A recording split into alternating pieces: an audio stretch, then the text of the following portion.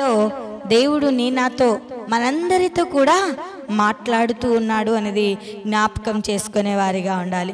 ప్రతి ఒక్క స్త్రీకి తెలియచేసేది ఏమిటంటే భార్య ఎలాంటిదై ఉండాలి అంటే, అందుకోసమే చదువుకున్న లేఖనములలో మనము జ్ఞాపకం చేసుకున్నట్లయితే సామెతల గ్రంథము 18వ అధ్యాయము 22వ వచనాన్ని ఒకసారి చదువుకుందాం.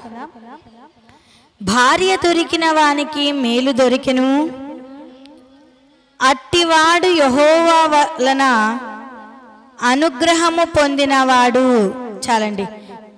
దేవుని వాక్యంలో మనము జ్ఞాపకం చేసుకున్నట్లయితే భార్య దొరికిన వానికి మేలు దొరికెను. నిజంగా భార్య ఎలాంటిదై ఉండాలంట? మేలు చేసేదిగా ఉండాలంట. కష్టాలు వచ్చినా, శ్రమలు వచ్చినా, ఇబ్బందులు వచ్చినా, కుటుంబంలో చిన్న చిన్న సమస్యలు వచ్చినా కూడా తన భర్తకు భార్య ఎప్పుడూ కూడా మేలు చేసేదిగా ఉండాలి. అందుకోసమే దేవుని వాక్యంలో మనం జ్ఞాపకం చేసుకున్నట్లయితే భార్య దొరికిన వానికి మేలు దొరికెను. నిజంగా చాలా మంది మేలు రకంగా లేరండి. ఉన్నారా? లేము. ఎంత సిగ్గుసేటో ఒక్కసారి జ్ఞాపకం చేసుకుందాం. వాక్యము చాలా చక్కగా తెలియచేస్తుంది. వాక్యంతో జీవితాన్ని సరిచేసుకోవాలని మనకు దేవుడు హెచ్చరిస్తూ ఉంటున్నాడు. అయితే వాక్యానుసారమైన జీవితము లేకుండా మన జీవితాలు ఎలా ఉన్నాయంటే తేలు రకంగానే ఉన్నాయండి. ఎప్పుడు కూడా భర్తను కుట్టే విధంగానే ఉన్నారండి. మేలు ద్వారిగా మేలు చేసే స్త్రీగా లేదు అనేది జ్ఞాపకం చేసుకో. అందుకోసమే భార్య ఎలాంటిదై ఉండాలి అంటే మేలు చేసేదిగా ఉండాలి అని లేఖనములలోనే మనం చూస్తున్నాం. అట్టివాడు యెహోవా వలన అనుగ్రహము పొందినవాడు. భర్తకు ఎప్పుడు మేలు చేసేదిగా ఉంటే ఆ దేవుని వలన అనుగ్రహము పొందినవాడు, దేవుని యొక్క దయను పొందినవాడు, దేవుని యొక్క కనికరమును పొందినవాడు. ఎందుకంటే భార్య నుంచి ఎలాంటి సమస్యలు లేవు గనక, భార్య ఎప్పుడు భర్తకు మేలు చేసేదిగా ఉంటుంది గనక, అందుకోసమే భార్య దొరికిన వానికి మేలు దొరికిన అంటున్నాడు. స్త్రీలారా, మీ భర్తకు మేలు చేసేదిగానే, మేలు చేసే స్త్రీగానే, మేలు చేసే భార్యగానే ఉండండి, కానీ తేలు రకంగా కుట్టేవారిగా ఉండొద్దండి. చాలా మంది స్త్రీలు ఎట్లా ఉన్నారంటే తల్లిదండ్రులను చూసుకుంటే ఎలా ఉన్నారండి? ఉన్నారా లేదా? ఆ రీతిగా వద్దండి. మన తల్లిదండ్రులను ఎంతవరకు మనం ప్రేమిస్తూ ఉన్నామో మన కుటుంబాన్ని, మన కుటుంబంలో ఉన్న అత్తమామను కూడా అంతేగా ప్రేమించేవారిగా ఉండాలి. నిజంగా వారి తల్లిదండ్రులను మనం సరిగ్గా చూసుకోలేదనుకో వారికి మనశ్శాంతి ఉంటుందండి? ఉంటుందా? ఉండదండి. కానీ ఈ మధ్య కాలంలో స్త్రీలు ఏమైపోయారంటే ఆ తల్లిదండ్రులను అయితే చక్కగా చూస్తూ ఉన్నారు, కానీ అత్తమామలను మాత్రము అన్నం కూడా పెట్టలేని స్థితిలో ఉంటున్నారండి. నిజంగా ఆ రీతిగా ఉండకుండా చక్కగా మనము మన తల్లిదండ్రులతో ఎంత ప్రేమానురాగాలు కలిగి ఉంటామో అంతే ప్రేమానురాగాలు మనకిచ్చినటువంటి కుటుంబంలో కూడా మనము కలిగి జీవించే వారిగా ఉండాలి. అత్తామామలు కూడా అంతే ప్రేమగా చూస్తారు. మీ ప్రేమలో కొరత ఏర్పడిందనుకో వారి ప్రేమలో కూడా కొరత అనేది ఏర్పడుతుంది. అందుకోసమే భార్య ఎప్పుడూ కూడా భర్తకి ఎలా ఉండాలంట? మేలు రకముగానే ఉండాలంట. నిజంగా మేలు చేసే స్త్రీలంగా ఉన్నామా? ఒక్కసారి జ్ఞాపకం చేసుకుందాం. తాగొస్తూ ఉన్నాడని, లేదా ఇంటికి టయానికి రాడని చిన్ని చిన్ని దానిలకు ఘర్షణ పడేవారిగా ఉంటారు. చిన్ని చిన్ని దానిలను సమస్యలు తెచ్చుకునేవారిగా ఉంటారు. ఆ రీతిగా ఉండకుండా ఏది ఏమైనప్పటికీ ప్రార్థనని ఆయుధాన్ని ధరించుకొని నీ భర్తకు మేలు చేసేదిగా ఉండాలి. అప్పుడు వాడు యెహోవా వలన అనుగ్రహము పొందినవాడు అని లేఖనములలోనే మనం చూస్తుంటున్నాం. దేవుని యొక్క దయను పొందినవాడు. ఎందుకంటే భార్య మేలు చేసేదిగా ఉంటే, భార్య తనకు సహకరించేదిగా ఉంటే, భార్య తన మాట వినేదిగా ఉంటే, భార్య తన కుటుంబాన్ని చక్కగా కట్టుకునేదిగా ఉంటే భర్తకు ఎంతో మేలంట.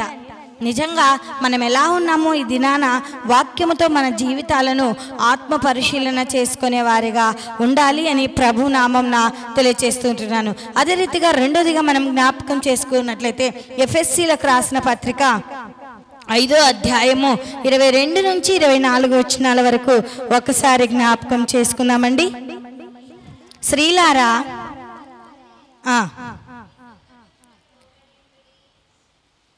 స్త్రీలారా ప్రభువునకు వలె మీ సొంత పురుషులకు లోబడి ఉండుడి. క్రీస్తు సంఘమునకు శిరస్సై ఉన్న లాగున పురుషుడు భార్యకు శిరస్సై ఉన్నాడు. క్రీస్తే శరీరమునకు రక్షకుడై ఉన్నాడు. సంఘము క్రీస్తునకు శరీరము. సంఘము క్రీస్తునకు లోబడినట్టుగా భార్యలు కూడా ప్రతి విషయములోనూ తమ పురుషులకు లోబడవలనని, పురుషులారా మీరును మీ భార్యలను ప్రేమించుడి. అటువలే క్రీస్తు కూడా సంఘమును ప్రేమించి అది కలంకమైనను ముడతైనను అట్టిది ఏదైనను మరి ఏదైనను లేక పరిశుద్ధమైనది గాను నిర్దోషమైనది గాను మహిమగల సంఘము గాను ఆయన తన ఎదుట దాన్ని నిలవబెట్టుకొనవలనని వాక్యముతో ఉదక స్నానము చేత దానిని పవిత్రపరచి పరిశుద్ధపరచుటకై దాని కొరకు తన్ను తాను అప్పగించుకొనెను. చాలండి, ఈ చదువున లేఖనములలో మనం జ్ఞాపకం చేసుకున్నట్లయితే ఎఫెసీలకు రాసిన పత్రిక 5వ అధ్యాయము 22 నుంచి 24 వరకు జ్ఞాపకం చేసుకున్నట్లయితే తన భార్య ఎప్పుడూ కూడా తన భర్తకు లోబడాలంట. లోబడుతున్నారమ్మా? లోబడుతున్నారా? లోబడడం అంటే ఏంటబ్బా ఈ పాశ్రం అన్నీ మాకే క్వశ్చన్లు వేస్తుంది అనుకుంటున్నారా? భర్తకు లోబడడం అంటే మాట వినడం అండి, విధేయత చూపడం అండి. నిజంగా భర్త ఎలాంటి వాడైనా కూడా భార్య ఏం చేయాలంట? లోబడాలంట. లోబడుతున్నావా? నువ్వు లోబడితే నీ భర్త యొక్క గుణగణములను మార్చుకుంటావు. నువ్వు లోబడితే, నువ్వు విధేయత చూపితే, నువ్వు ప్రేమిస్తే నీ భర్త తన అడుగుజాడలను మార్చుకుంటాడు. నిజంగా జ్ఞాపకం చేసుకున్నావు, స్త్రీకి అసాధ్యమైనది ఏది కూడా ఉందా? ఉంటుంది, కానీ ప్రార్థనలో ఏది ఉండదండి. నువ్వు ప్రార్థన చేస్తే దేవుడు నీ మొరను ఆలకించి చక్కటి జవాబును అనుగ్రహిస్తాడు. నిజంగా తాగొస్తున్నాడని వాని మాట ఏమైనా అల్లే అంటారు. నిజంగా ఆనాడు శారాను జ్ఞాపకం చేసుకుంటే తన భర్తని ఎలా గౌరవించిందండి? ఎలా గౌరవించింది?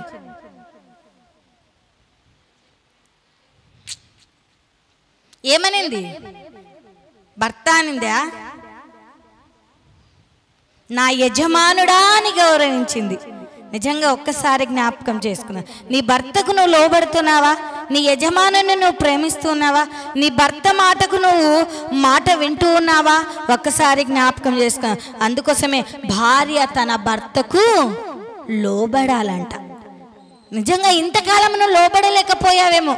నిజంగా పెళ్లి సమయాల్లో ప్రమాణాలు చేస్తారు, నేను నీకు లోబడతాను, అన్ని విషయంలో నేను ఘనపరిచి ఆదరిస్తే నీ కష్ట సుఖాల్లో ఉంటానంటారు. నిజంగా కష్టం వచ్చిందనుకో, శ్రమ వచ్చిందనుకో, భర్తను కూడా లెక్క చేయకుండా కాలు దన్నిపోయే వాళ్ళు లేరా? నిజంగా అలా ఉండకూడదండి. చేసిన వాగ్దానంకు కట్టుబడి జీవించే వారిగా ఉండాలి. అందుకోసమే భార్య ఎప్పుడూ కూడా తన భర్తకు లోబడే స్త్రీగా ఉండాలి అని ప్రభు నామంన తెలియచేస్తూ ఉంటున్నాను. స్త్రీలారా ప్రభువునకు వలె మీ సొంత పురుషులకు లోబడి ఉండుడి. ప్రభువుకు ఏ రీతిగా అయితే నిజంగా సొంత పురుషునికే లోబడకపోతే కనిపించినటువంటి ప్రభువునకు లోబడతారా అండి? లోబడతారా? అస్సలు లోబడరండి. అవునా కదా? నా మాటలు కాదండి, దేవుని వాక్యాన్ని నేను తెలియజేస్తున్నాను. ప్రభువునకు వలె మీ సొంత పురుషులకు లోబడి ఉండుడి. కనిపించే భర్తకే నువ్వు లోబడలేకపోతే కనిపించినటువంటి పరమ భర్తకేం లోబడతావండి? అందుకోసమే భార్య ఎప్పుడు తన భర్తకు లోబడేదిగా ఉండాలి అని ప్రభు నామంన తెలియచేస్తూ ఉంటున్నారు. అందుకోసమే అక్కడే మనం జ్ఞాపకం చేసుకున్నట్లయితే క్రీస్తు సంఘమునకు శిరస్సై ఉన్నలాగున పురుషుడు తన భార్యకు శిరస్సై ఉన్నాడు. నీకేది అందమండి? వెంట్రుకలు లేకున్నాయనుకో అందం ఉంటుందా? ఉంటుందా? క్రీస్తు సంఘమునకు శిరస్సై ఉన్నలాగున నీ భర్త నీకు కూడా ఎలా ఉన్నాడంట? శిరస్సై ఉన్నాడు. అందుకోసమే ఈ శిరస్సును ఎప్పుడూ కూడా గౌరవించాలి, లోబడాలి, ప్రేమించాలి, మాట వినే భార్యగా ఉండాలి అని ప్రభు నామంన తెలియచేస్తూ ఉంటున్నాను. అందుకోసమే అక్కడ మనం జ్ఞాపకం చేసుకున్నట్లయితే 23వ వచనాన్ని 24వ వచనాన్ని ఒకసారి చదవండి. సంఘము క్రీస్తునకు లోబడినట్లుగా భార్యలు కూడా ప్రతి విషయములోనూ తమ పురుషులకు లోబడవలెను. సంఘమును క్రీస్తునకు లోబడినట్టుగా, సంఘము క్రీస్తుకు లోబడాలంట.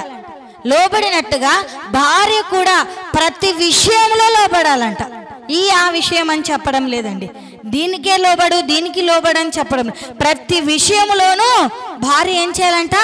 లోబడి జీవించేదిగా ఉండాలంట, మాట వినేదిగా ఉండాలంట, విధేయత చూపేదిగా ఉండాలంట, తన భర్తకు గౌరవాన్ని తెచ్చిపెట్టేదిగా ఉండాలంట. నిజంగా చాలామంది స్త్రీలు ఏం చేస్తారంటే భర్తను లెక్కలేనితనంగా తీసి పారేస్తుంటారండి. వీడు ఏం చేయడలే, వీడి చేతగా. నిజంగా నీ భర్త నీకు శిరస్సు అండి. ఆ శిరస్సును నువ్వేం చేస్తున్నావు? వీడు వాడని అవమానపరుస్తున్నావు.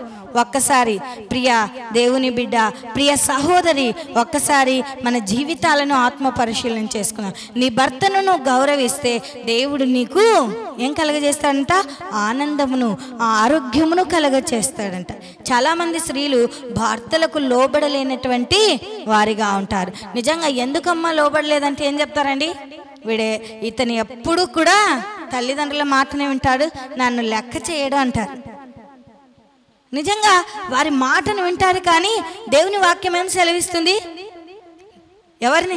నీ తల్లిని తండ్రిని వదిలి నీ భార్యను హత్తుకొనుము అని సెలవిస్తుంది.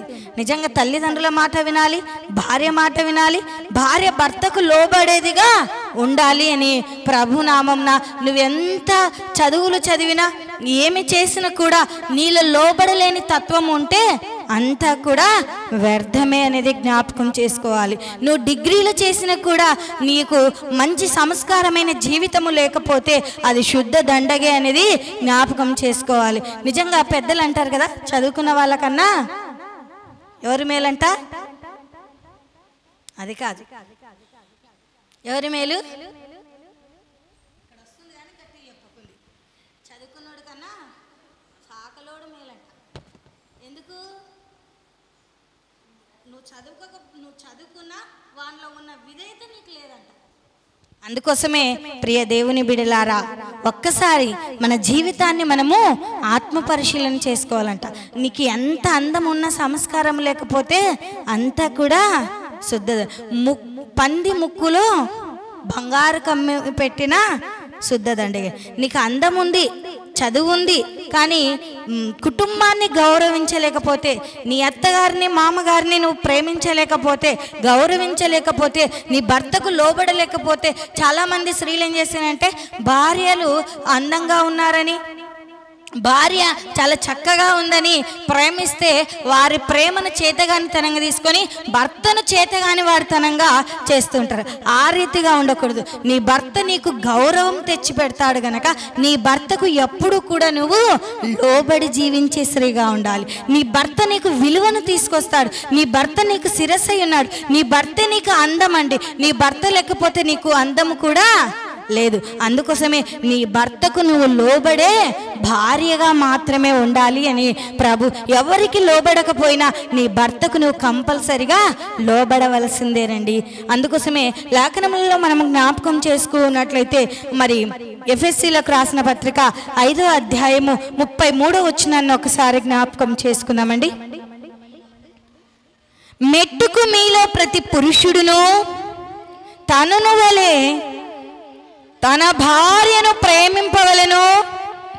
భార్య అయితే తన భర్త యందు భయము కలిగి ఉండునట్లు చూచుకొనవలెను. చాలండి. ఎంతమందికమ్మ మీకు భర్త అంటే భయము ఉందా? చేతులు ఎత్తండి.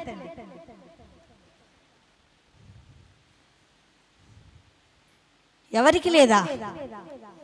నిజమా? చేతులు ఎత్తిన తర్వాత నువ్వు ఎక్కడ ఉన్నావు? పరిశుద్ధ సన్నిధానంలో. నా భర్త అంటే నాకు భయము, అతను ఉన్నా లేకున్నా నా యథార్థత జీవితాన్ని నేను కాపాడుకుంటాను, ఒకరితో మాట్లాడను, ఒకరి దగ్గరికి వెళ్ళను అని ఒక్కరైనా ఉన్నారా? భర్తకు భయపడే స్త్రీలు ఉన్నారా? పేరుకి ఎవరమండి మనము? దేవుని బిడ్డలు అని చెప్పుకోవడానికి సిగ్గు లేదా మనకు? దేవుని వాక్యం ఏం సెలవిస్తుంది? నీ భర్తకు భయము కలిగి ఉండమంటుంది. మరి భయం కలిగి ఉందా అండి?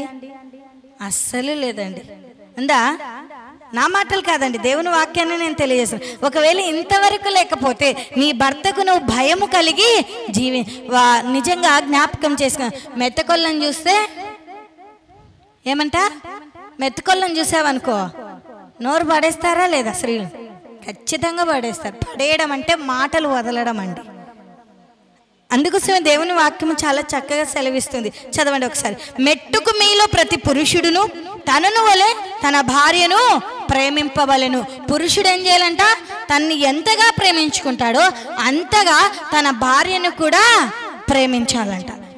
భార్య అయితే తన భర్త యందు భయము కలిగి ఉండునట్లుగా చూచుకోనాలంట. ప్రేమిస్తూ ఉన్నాడని ఆ ప్రేమను చేతగానితనంగా తీసేయకుండా ఏం చేయాలంట?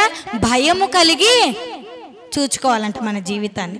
నిజంగా ఇంతకాలంలో నీ భర్తకు భయం కలిగి జీవించలేకపోతే, భయము కలిగిన దానిగా ఉండకపోతే, ఇక నుంచి అయినా ఈ సమయం నుంచి అయినా నీ భర్తకు నువ్వు భయపడి జీవించే స్త్రీగా ఉండాలి అని ప్రభు నామంన తెలియజేశారు. స్త్రీలు చాలా మెత్తగా ఉన్నట్టుంటారు, కానీ ఏం వదులుతారండి? బాంబులు వదులుతారండి. తగిన సమయంలో వదులుతారా లేదా? నోటితోనే కట్టెలు తీసుకోరు, కత్తులు తీసుకోరు, కటార్లు తీసుకోరు, కానీ నోటి మాటలతోనే వారిని అవమానపరిచేవారిగా ఉంటారు. ఎంత అవివేకం ఒక్కసారి జ్ఞాపకం చేసుకోండి. నీ భర్త నీకు అందం ఇస్తున్నాడు, నీ భర్త నీకు కిరీటము, నీ భర్త వల్ల నీకు విలువ. అయితే నీ భర్తకు నువ్వు భయం కలిగి జీవించలేని స్థితిలో ఉంటున్నావు. అందుకోసమే ఇక నుంచైనా నీ భర్తకు నువ్వు భయము కలిగి జీవించే స్త్రీగా ఉండాలి. అయ్యో వీడు పని చేయలే, వీనికేం నేను భయపడాలి అనేవారు ఉన్నారా లేదా? ఉన్నారు. వీడేం నాకు తెచ్చి పెడుతున్నారా అనేవాళ్ళు కూడా ఉన్నారు. అది కాదండి దేవుని వాక్యం సెలవిస్తుంది. నీ భర్త నీకు శిరస్సు గనక సంఘమునకు క్రీస్తు ఏ రీతిగా అయితే శిరస్సు అయి ఉన్నాడో భార్యకు కూడా భర్త శిరస్సు అయి ఉన్నాడు. ఆ శిరస్సును నువ్వు గౌరవించేగా ఉండాలి, కానీ అవమానపరిచేదిగా ఉండకూడదు అని లేఖనములలోనే మనం చూస్తున్నాం. భయము భక్తి ఉన్నప్పుడే నువ్వు గౌరవిస్తావండి. నీలో భయం లేకపోయినా భక్తి లేకపోయినా గౌరవించే తత్వము నీలో ఉండదండి. నిజంగా నేను ఎంత తగ్గించుకున్నా నన్ను బాధ పెడుతూనే ఉన్నారు అని అనుకునే వాళ్ళు లేరండి? స్త్రీలు ఉన్నారు. తగ్గించుకోవడం ఎక్కడా? నువ్వు అతను ఏమన్నా కూడా మౌనంగా ఉండి దేవునికి మొరపెట్టు, దేవుడే తనను చూసుకుంటాడు, కానీ నువ్వు మాట మాట్లాడొద్దండి. తనదంటే నువ్వు ఇదే అనొద్దు. తగ్గించుకొని ప్రార్థన చేయి. సహనం కలిగి ఓపిక కలిగి కనిపెట్టుకొని ప్రార్థనలో జీవించు. దేవుడు ఖచ్చితంగా తగ్గిన సమయాన తన తప్పును తాను తెలుసుకొనిలాగునా ఏం చేస్తాడు? నీ దగ్గరే వచ్చి పశ్చాత్తాపడతాడండి. నిజంగా నా భార్యని ఇలా అన్నాను, నేను ఇలా చేశాను, అలా చేశాను. నిజంగా నువ్వు నోరు పడేసుకున్నావు, అతను ఇది అన్నాడు, నువ్వు ఇది అన్నావు అనుకో, ఏమైపోతుంది? కుటుంబం చిన్న భిన్న అయిపోతుందండి. ఏమన్నా కూడా సహనముతో కనిపెట్టుకొని జీవించాలండి. అందుకోసమే స్త్రీకి సహనము ఎంతో ప్రాముఖ్యము అనేది జ్ఞాపకం చేసుకునే వారిగా ఉండాలి. మన అంశం ఏంటండి? భార్య ఎలాంటిదై ఉండాలి? ఎలాంటిదై ఉండాలంటే మొట్టమొదటిగా ఎలాంటిదై ఉండాలి? మేలు చేసేదిగా ఉండాలి. రెండోది, అర్థమవుతుందా నేను చెప్పేది? అవుతుంది, కానీ మరి ఎందుకు సమాధానం ఇవ్వడం లేదు?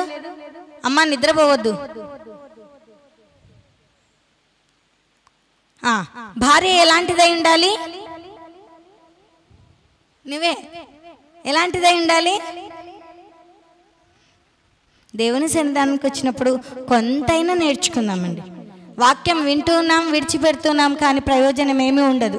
వాక్యము విని వాక్యానుసారంగా జీవించినప్పుడే దేవుని ఆశీర్వాదంలో కుటుంబంలో అభివృద్ధి కూడా కలుగుతుందండి. వాక్యమును పాటించలేకపోయామనుకో నీ బ్రతుకు నా బ్రతుకు శుద్ధ దండగే అనేది జ్ఞాపకం చేసుకోవాలి. అందుకోసమే భార్య ఎలాంటిదై ఉండాలమ్మా? మేలు చేసేదిగా ఉండాలి. రెండోదిగా, భార్య భర్తకు లోబడేదిగా ఉండాలి. లోబడతారా? ఒకవేళ ఇంతకాలం లోబడలేకపోయావేమో, నీలో ఉన్నటువంటి అవివేకం వలనో, కోపం వలనో, దేవుని వాక్యం తెలియకో నువ్వు లోబడలేకపోయావేమో. ఇక్కడి నుంచి అయినా, ఈ సమయం నుంచి అయినా నీ భర్తకు నువ్వు లోబడే స్త్రీగా ఉండాలి. నిజంగా భర్త పని చేయడం లేదని వారికి సరిగ్గా అన్నం పెట్టే వాళ్ళు కూడా లేరండి. ఉన్నారా? స్త్రీ యొక్క లక్షణం అది కాదండి. నీ కుటుంబాన్ని కట్టుకోవాలి. నీ భర్త నీకు కిరీటము, నీ భర్త నీకు విలువను తీసుకొస్తున్నాడు కనుక నీ భర్తకు నువ్వు లోబడే భార్యగా ఉండాలి అని ప్రభు నామంన తెలియచేస్తూ ఉంటున్నాను. మూడోదిగా భర్తకు భార్య ఎలా ఉండాలంట? ఎలా ఉండాలి? నోరు ఇప్పుడు నీలోనే తెరుచుకోద్దమ్మా. మాట్లాడమంటే బయట చూడండి, ఈ సందులో ఉన్న గొంతు పక్కన సందులో వినబడేంతగా అడుస్తారా? అడవరు. మైక్ అవసరం లేదు. అవసరమా? అవసరమే లేదు. కానీ దేవుని సంధానం నోరులు ఇప్పండి అమ్మా, చెప్పిన వాక్యం చెప్పండి అమ్మా, ఇప్పుడు చెప్పినాను మళ్ళీ చెప్పండి అమ్మ అంటే అస్సలు అవుతుంది. ఎలా ఉండాలంట? భయము కలిగినదై ఉండాలంట. ఎవరికి? భర్తకు. లోకంలో ఉన్న వారికి కాదండి. సరే, నువ్వు మనుషులకు భయపడకపోయినా దేవునికైనా భయపడాలి. కానీ దేవుని భయము లేదు, భర్త భయము లేదు, కుటుంబంలో పెద్దల భయము లేదు, లోకము భయము కూడా లేక విచ్చలవిడి జీవితాన్ని జీవిస్తూ ఉంటున్నారండి. ఎంత అవివేక స్థితితో జ్ఞాపకం చేసుకుందాం. నాలుగోదిగా జ్ఞాపకం చేసుకొని ముగించేసుకుందామండి.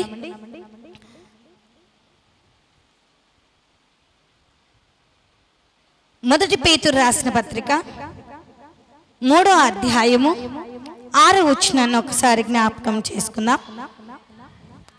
ఆ ప్రకారము శారా అబ్రహామును అతనికి లోబడి ఉండెను. మీరును యోగ్యముగా నడుచుకొనుచు ఏ భయమునకు బెదరకున్న ఎడల ఆమెకు పిల్లలగుదురు. మరొకసారి చదువుకుందాం. 5వ వచనం నుంచి చదవండి. అటువలే పూర్వము దేవుణ్ణి ఆశ్రయించిన పరిశుద్ధ స్త్రీలను తమ స్వపురుషులకు లోబడుట చేత తమ్మును తాము అలంకరించుకొని. ఎప్పుడంట? పూర్వము స్త్రీలు ఏం చేశారంట? తమ భర్తకు లోబడుకొని ఏం చేశారంట? తమను తాము అలంకరించుకున్నారంట. నిజంగా ఈ మధ్య కాలంలో భర్తకు లోబడుతున్నారంటే అస్సలు లోబడనే లోబడండి. లోబడతారా? ఇష్టమా అమ్మ అంటే ఇష్టము అంటారు. ప్రమాణాలు చేస్తారా లేదా? పెళ్ళప్పుడు నీ భర్తకు లోబడతావంటే లోబడతా. కొందరు తల ఊపుతారు, కొందరు గట్టిగా చెప్తారు. కానీ ఎక్కడ? 1 నెల, 1 ఇయర్, 2 ఇయర్ తర్వాత ఆ ప్రేమ ఏమైపోతుంది? రాను రాను రాను తగ్గిపోయి నీకు లోబడేదేంటి, నువ్వెంత నేనెంత. ఎంత అవివేకమో జ్ఞాపకం చేసుకుందాం. అందుకోసమే ఇక్కడ మనం జ్ఞాపకం చేసుకు, అటువలే పూర్వము దేవుణ్ణి ఆశ్రయించిన పరిశుద్ధ స్త్రీలు తమ స్వపురుషులకు లోబడుట చేత తమ్మును తాము అలంకరించుకొనిరి. ఆ ప్రకారము శారా అబ్రహామును యజమానుడని పిలుచుచు. ఇక్కడ ఏం చేసిందండి శారా? అబ్రహామును ఏమని పిలిచింది? నా మాటలు కాదండి, నేను చెప్పానా లేదా ముందే? భర్తని ఎంత గౌరవించిందంటే అంతగా గౌరవించింది. నిజంగా తన భర్తకును యజమానుడని పిలుచుచు అతనికి లోబడి ఉండెను. మీరును యోగ్యముగా నడుచుకొనుచు ఏ భయమునకు బెదరకయున్న ఎడల ఆమెకు పిల్లలగుదురు. మనము కూడా ఏ భయమునకు బెదరకున్న ఎడల శారాకు పిల్లల మగుదుమని లేఖనంలోనే మనం చూస్తున్నాం. అయితే భార్య తన భర్తకు గౌరవించినదిగా ఉండాలి అని పూర్వ స్త్రీలు ఏం చేశారంట? తమ భర్తకు లోబడారు, గౌరవించారు, తమ్మును తాము అలంకరించుకున్నారు. పూర్వం స్త్రీలు ఎలా ఉండేవాళ్ళండి తెలియదు, కానీ పెద్దలు చెప్తూ ఉంటారు కదా, అంత దూరంలో ఇంట్లో అత్తలు కానీ మామలు కానీ లేదా మరుదులు కానీ ఉన్నారనుకో, చీర మోకాళ్ళ దగ్గర పెట్టుకొని నడిచేవాళ్ళంట. కానీ ఈ మధ్యకాలంలో ఎలా ఉన్నారండి? వారిలో ఉన్న కొంత తత్వము కూడా మనలో లేదండి.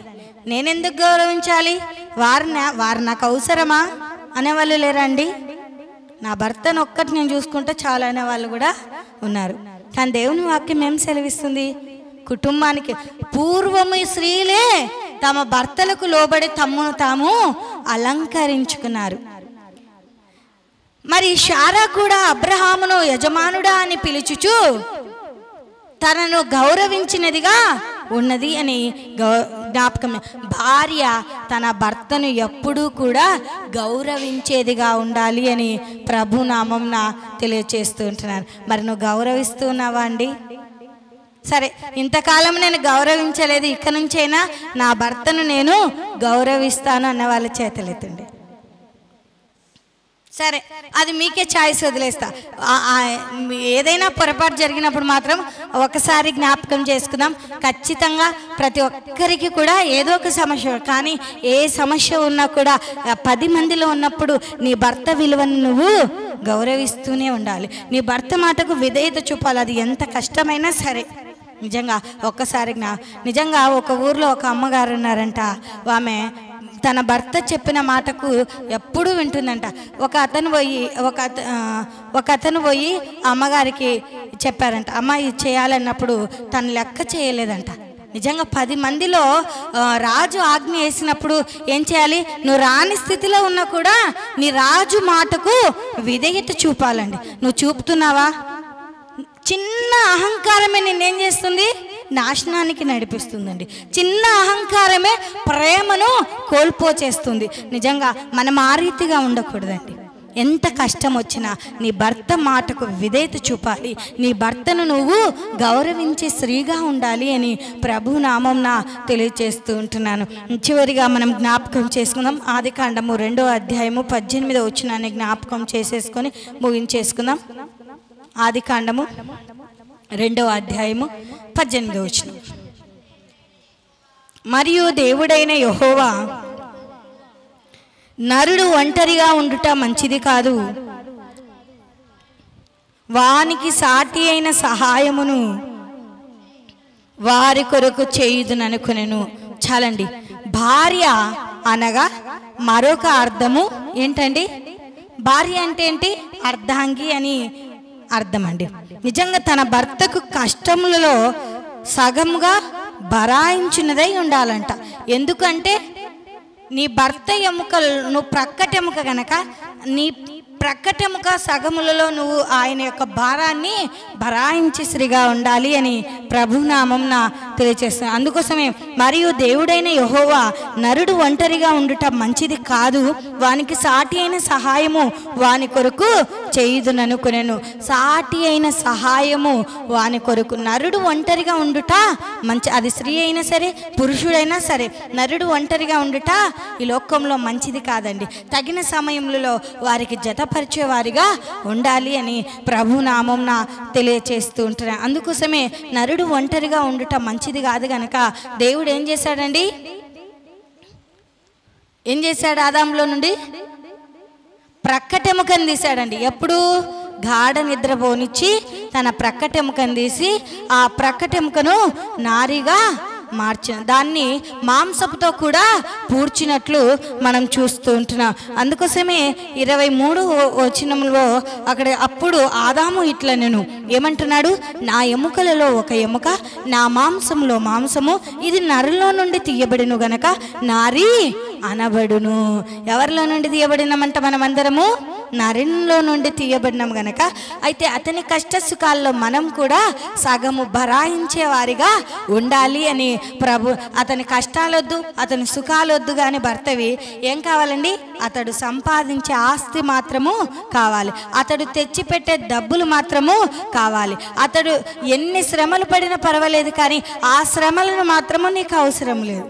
ఎంత అవివేకము! కానీ నువ్వు అతనిలో నుండి తీయబడ్డావు. అతను ఎంత శ్రమ అయితే భరాయిస్తున్నాడో అందులో సగమైనను మనం భరాయించే వారిగా ఉండాలి అని ప్రభు నామంన తెలియజేస్తూ ఉంటారు. దేవుడి చిన్ని వాక్యాన్ని మనందరి వెనుకల్లో దీవించి ఆశీర్వదించునుగాక. అందరం తల్లు వంచుకున్నట్లయితే ప్రార్థించుకుందాం. ప్రార్థన. మన మధ్యలో ఉన్నటువంటి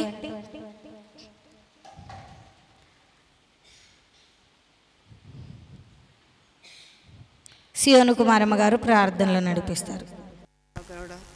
సర్వశక్తి మధుర నీకు స్తోత్రములు, నీకు వందనములు నాయన.